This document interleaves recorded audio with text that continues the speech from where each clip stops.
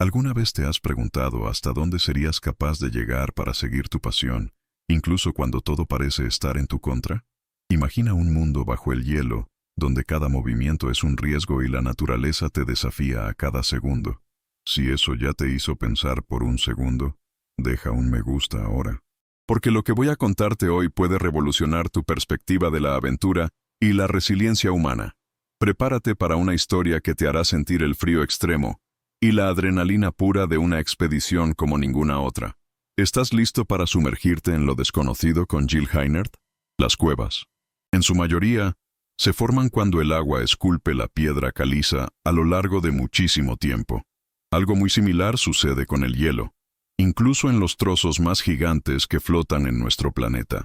Pero, a pesar de sus parecidos, las cuevas de hielo y las de roca caliza tienen diferencias bien marcadas y desafiantes.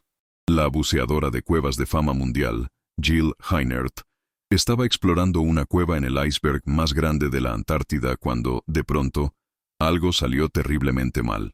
Esta es su increíble historia. Nacida en 1965 en Toronto, Canadá, la infancia de Jill Heinert estuvo llena de un deseo innato de explorar y de una combinación perfecta de inspiraciones. Al crecer en los años 60, fue testigo en vivo de las asombrosas misiones Apolo que, a la larga, llevarían a los humanos a la Luna. Esto la impulsó a querer ser astronauta, pero desafortunadamente, su mamá tuvo que darle la mala noticia de que no existía un programa espacial canadiense, al menos en ese momento. Afortunadamente, esa no fue su única fuente de inspiración, y cada semana esperaba con ansias la emisión dominical por la noche de las aventuras submarinas de Jacques Cousteau. Su inclinación natural a explorar solo se fortalecería durante sus años escolares gracias a algunos maestros muy influyentes y, más tarde, se uniría a las guías de Canadá, donde encontró a muchas mujeres mentoras fuertes que le demostraron que estaba bien que las chicas fueran aventureras y ocuparan roles no tradicionales. Más adelante, obtuvo una licenciatura en diseño de comunicación visual en la Universidad de York, y luego fundó su propia empresa de diseño gráfico y publicidad. Además, por las noches y los fines de semana, impartía clases de buceo en las que ya era muy hábil.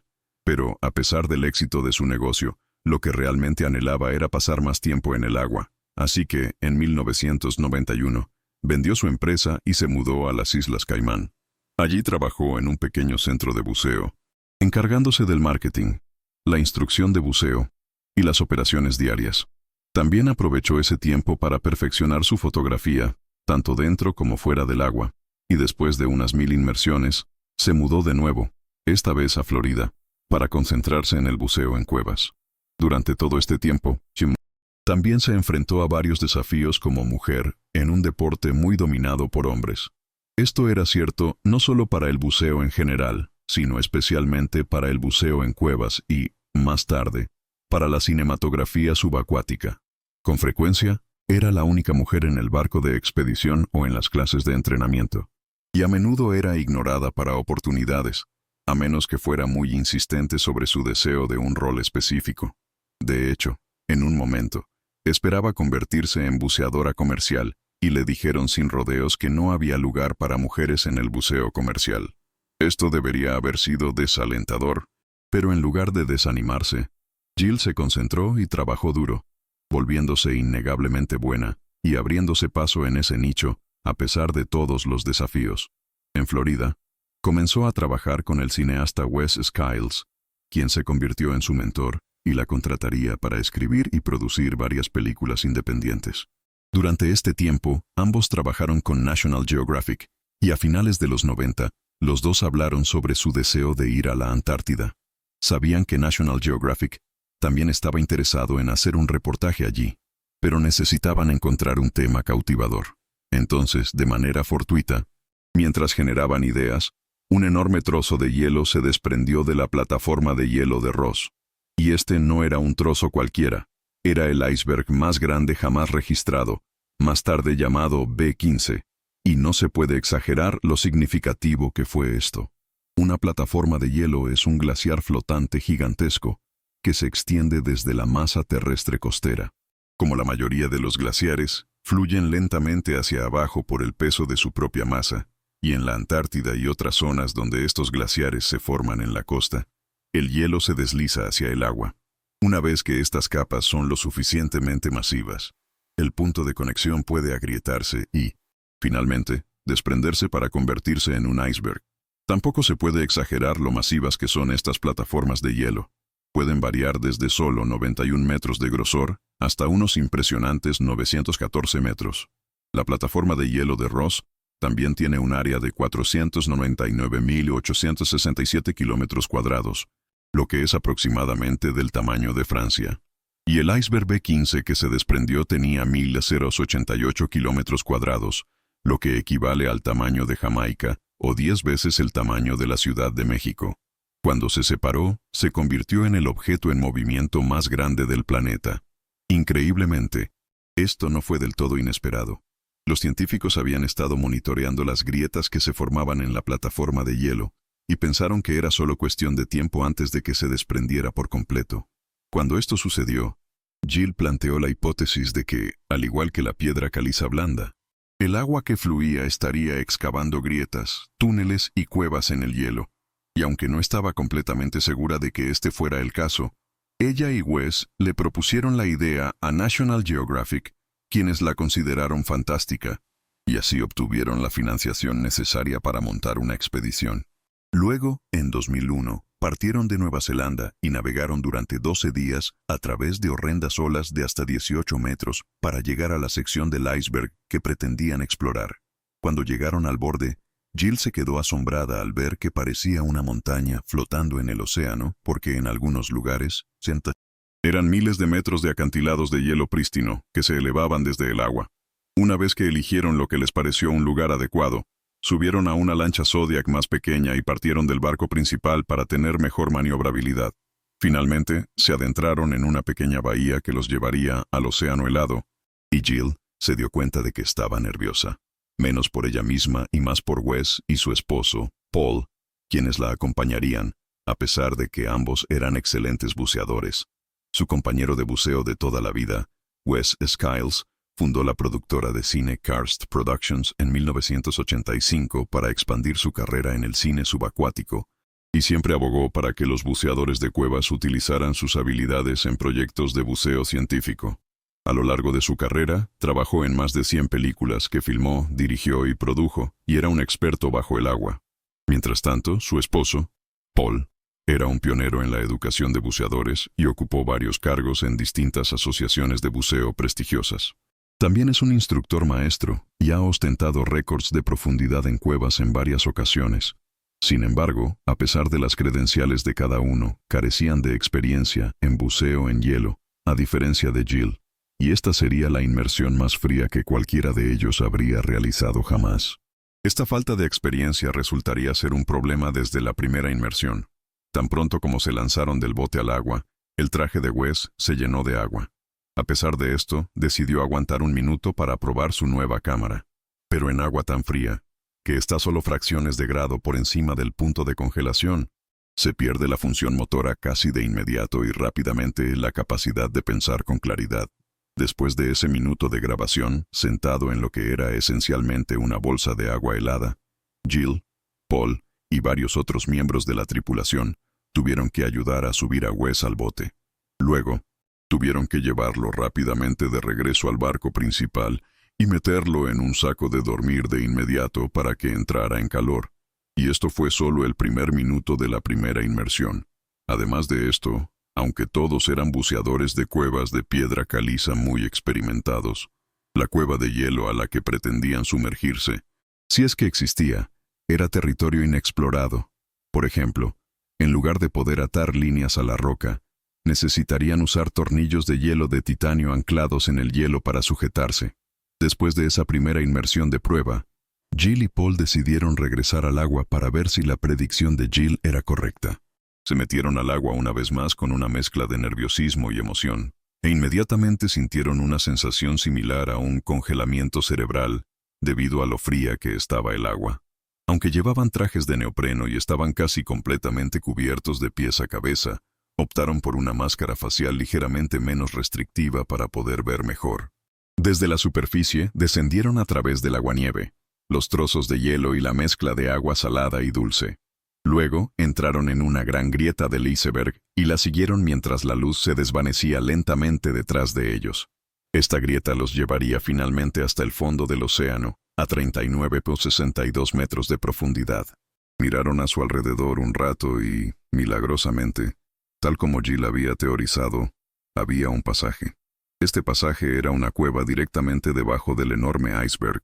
Los dos nadaron lentamente hacia la caverna helada y se asombraron al ver que el lecho marino estaba repleto de vida.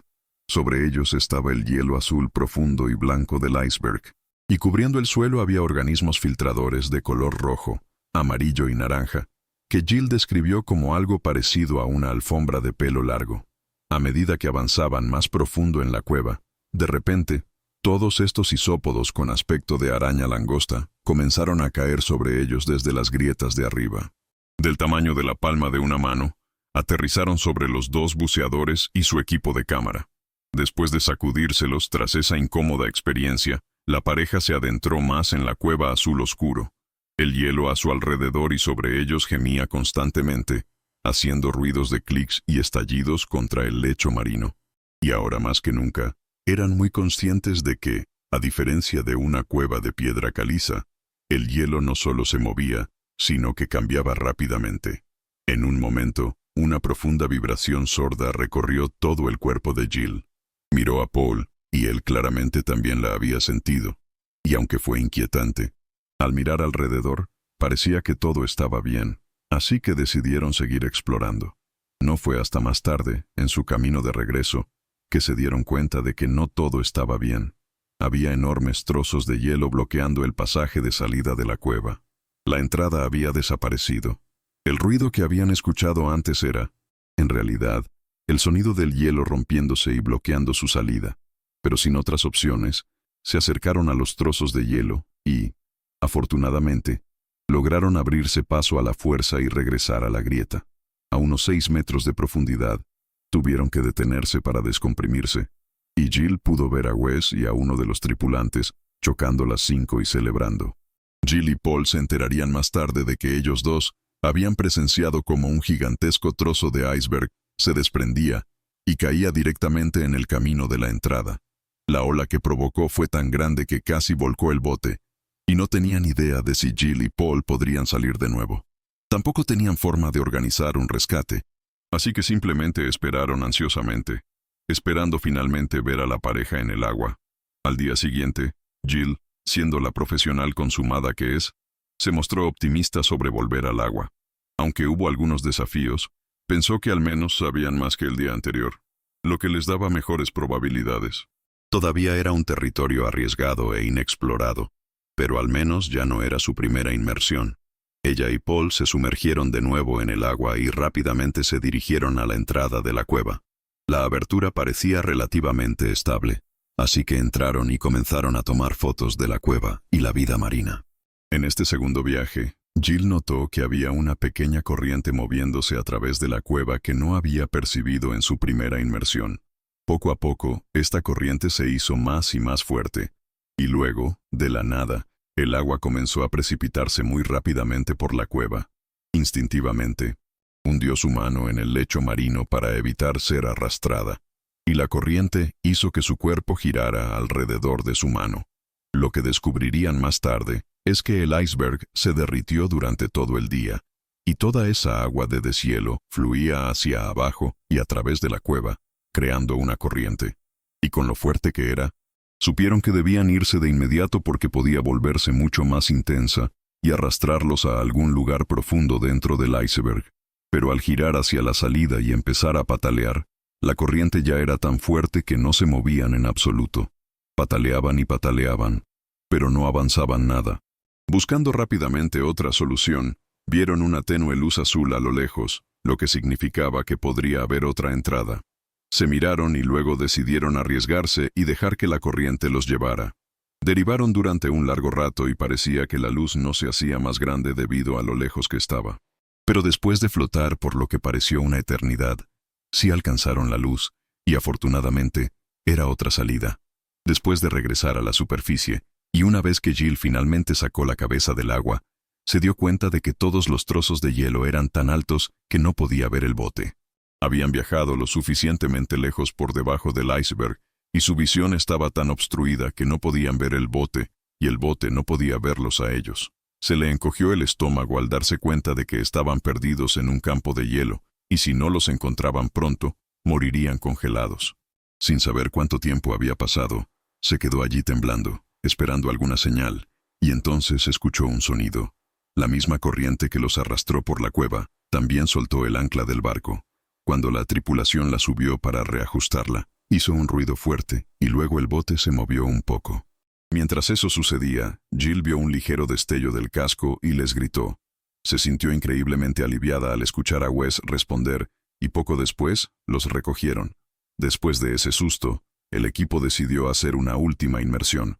Wes estaba tan impresionado por las imágenes que quiso bajar con ellos y usar la mejor cámara que tenía. Ya estaban allí, así que bien podrían aprovechar al máximo su viaje.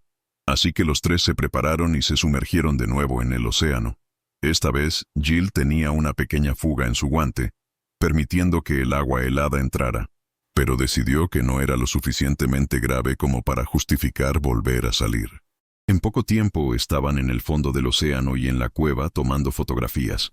Pero, una vez más, la corriente se aceleró muy rápidamente y esta vez era incluso más fuerte que antes.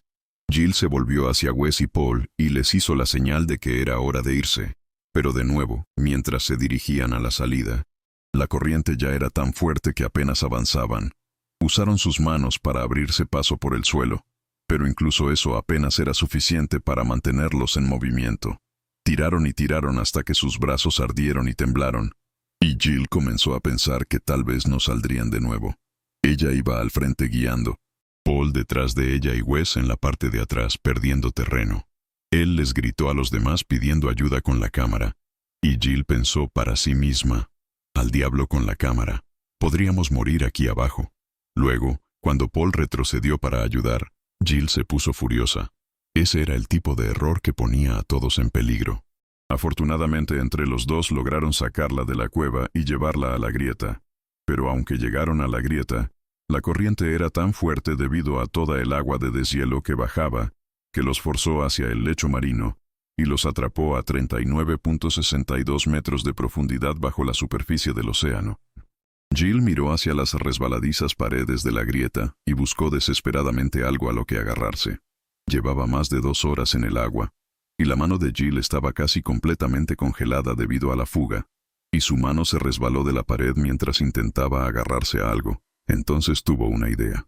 Recordó haber visto unos pequeños peces que se abrían camino en el hielo y creaban agujeros del tamaño de un pulgar. Volvió a pasar la mano por el hielo y se dio cuenta de que podía meter los dedos en los agujeros para usarlos como puntos de apoyo para escalar. Pronto, los tres fueron subiendo lentamente los 39.62 metros de hielo, saliendo de la grieta y regresando a la superficie. Casi 3 horas después, emergieron del hielo y la mano de Jill estaba gris y sin vida.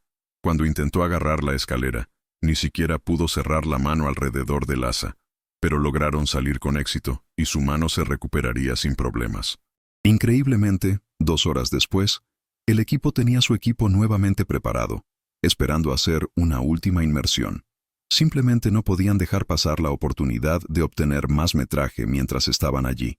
Podrían ser las últimas personas en tener esta oportunidad, pero entonces, mientras estaban sentados comiendo y planeando la siguiente inmersión, escucharon gritos desde el puesto de vigilancia en la cubierta. Los tres corrieron para ver qué pasaba y observaron horrorizados cómo el iceberg en el que acababan de estar se estaba desintegrando, girando y balanceándose violentamente. Incluso los trozos de hielo que se desprendían enviaban olas masivas hacia el barco. En ese momento, todos se dieron cuenta de que, si hubieran estado en el agua, probablemente no habrían salido de nuevo. Y así, fueron las primeras y últimas personas en ver debajo de ese iceberg. Afortunadamente, lograron capturar muchísimas imágenes desde el interior de la cueva que más tarde se convirtieron en un documental conocido como Ice Island. Desafortunadamente, han pasado varios años desde su emisión y no pude encontrarlo en ningún lugar en línea. Si alguno de ustedes logra localizarlo, les agradecería que lo comentaran abajo. Me encantaría verlo. Y estoy seguro de que a muchos otros también. Estoy seguro de que el metraje es increíble. En cuanto a Jill, como mencioné antes, se enfrentó a varios desafíos como mujer en el mundo del buceo, pero a pesar de eso, ahora es considerada una de las mejores buceadoras del mundo, sea hombre o mujer. En 2018, fue galardonada con el premio Buceador del Año en Educación de Beneath the Sea, y luego, en 2020, fue incluida en el Salón Internacional de la Fama del Buceo. También ha ganado numerosos otros premios por buceo, cinematografía y escritura, y sigue activa en las 3 actividades. Hasta el día de hoy, considera el iceberg B-15 como el punto culminante de su carrera. También fue entrevistada por el canal de YouTube Dive Talk. Si nunca han oído hablar de Dive Talk antes, les recomiendo encarecidamente que los chequen. Son 2 buceadores de cuevas e instructores de buceo que tienen todo tipo de videos geniales en su canal, donde analizan y reaccionan a diferentes videos de buceo. Ofrecen su análisis experto de las diversas situaciones en las que las personas se encuentran durante las inmersiones. Su entrevista con Jill también cubrió mucha información técnica sobre su inmersión en la Antártida que podría resultarles interesante.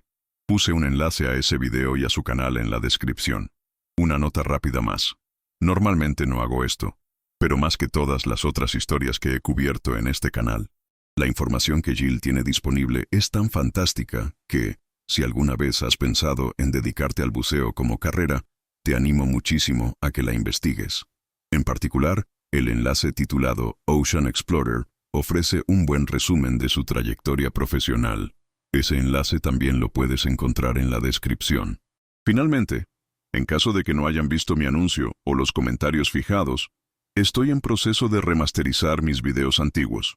Esto no afectará el lanzamiento de contenido nuevo, que seguirá saliendo todos los sábados a las 11:00 am hora del este. Los videos remasterizados saldrán 1 o 2 veces por semana durante la semana y serán principalmente remasterizaciones visuales. Así que si en su mayoría escuchan mis videos, no recibirán mucho contenido nuevo. En cualquier caso, si llegaron hasta aquí, muchísimas gracias por ver. Esta es la parte 13 de mi serie Exploración de Cuevas que salió mal, así que quizás quieran echar un vistazo a los otros videos de esta serie. Si disfrutaron este video, les agradecería que le dieran un me gusta. Eso ayuda mucho con el algoritmo de YouTube y, con suerte, nos veremos en el próximo.